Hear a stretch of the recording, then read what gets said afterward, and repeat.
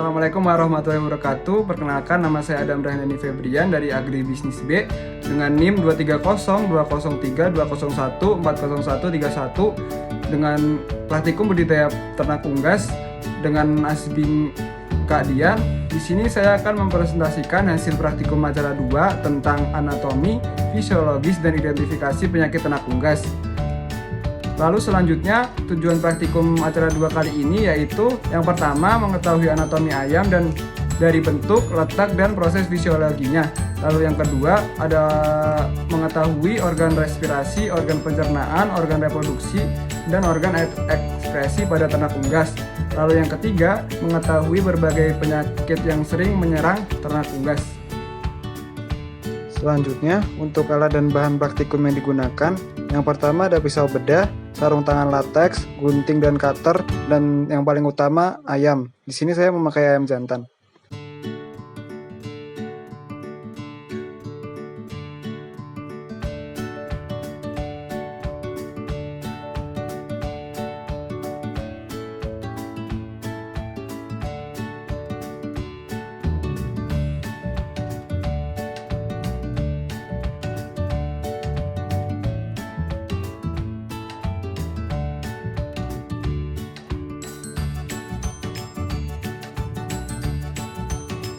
Nah, yang selanjutnya untuk mengetahui organ interior pada ayam diperlukan mikropsi atau penyembelihan pada ayam. Yang pertama kita harus menyiapkan ayam yang lalu dikuliti agar mempermudah pelepasan bulu.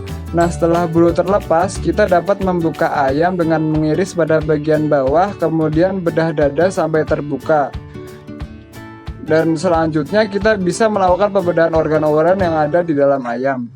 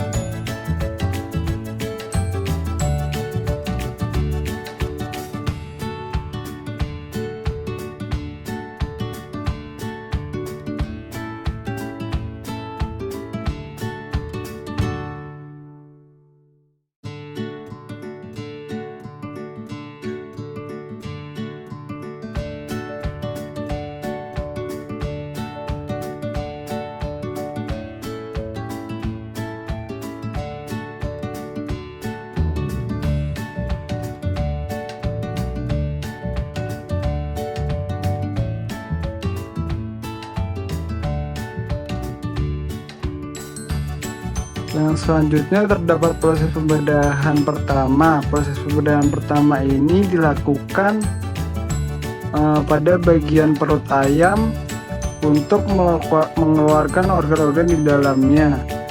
Pada proses pembedahan pertama ini harus berhati-hati karena untuk menjaga organ-organ di dalam ayam agar tidak ada yang rusak.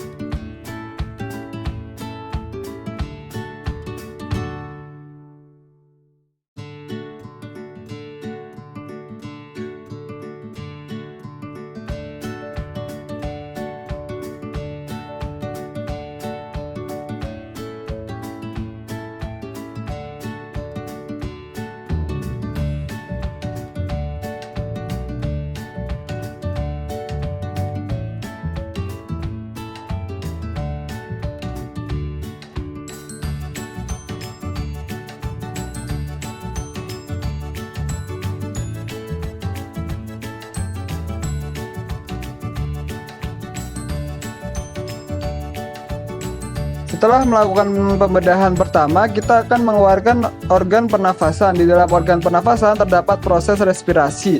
Proses respirasi diawali dari hidung untuk keluar masuknya udara, kemudian masuk ke laring yang terdapat katup yang akan membuka dan menutup saat bernafas. Lalu di sini juga ada trakea. Trakea yaitu pipa udara sebagai jalur jalannya udara, dan terdapat bronkus yaitu percabangan trakea yang memisahkan paru-paru kanan dan paru-paru kiri untuk filtrasi akhir. Kemudian juga terdapat broncholius, lalu juga di akhir ada alveolus yang berguna untuk tempat pertukaran O2 dan CO2. Untuk selanjutnya, kita akan membedah organ pencernaan pada ayam. Pembedahan ini juga dilakukan sangat hati-hati agar tidak merusak organ-organ pada pencernaan ayam. Untuk mekanismenya, unggas akan memakan menggunakan paruh, kemudian makanan akan masuk ke esofagus dan dilanjutkan ke crop atau tembolok untuk dihaluskan dan masuk ke proventriculus dan akan menyekresikan dan dihasilkan air, sedikit asam hidroklorat, garam, pepsin, dan mucin. Lalu masuk ke ventriculus atau gizzard dan terjadi pencernaan secara fisik. Nah, di sini juga terdapat usus halus yang berfungsi untuk sekresi dan pencernaan diskresi serta penyerapan nutrisi. Di sini juga ada cabang khusus atau sekum dan usus besar untuk penyerapan air dan keseimbangan elektrolit yang nantinya feses akan dikeluarkan di dalam kloaka.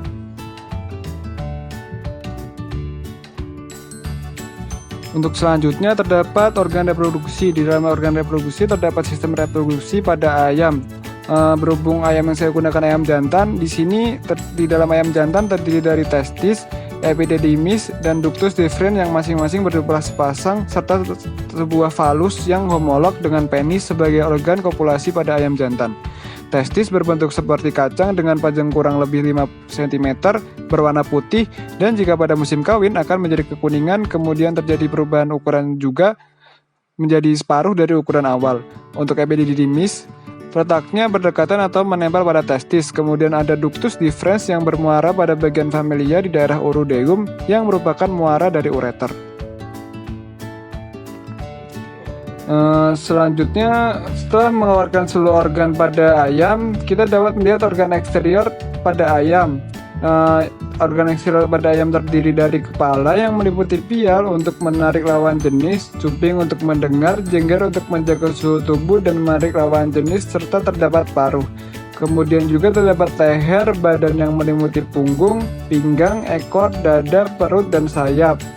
Selanjutnya terdapat kaki yang berfungsi untuk bergerak.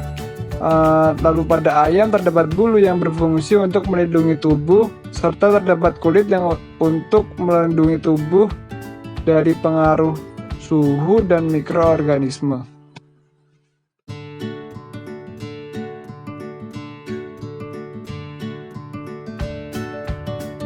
Selanjutnya, saya akan menjelaskan beberapa jenis penyakit yang biasa menyerang unggas. Yang pertama, ada tetelo atau Newcastle disease.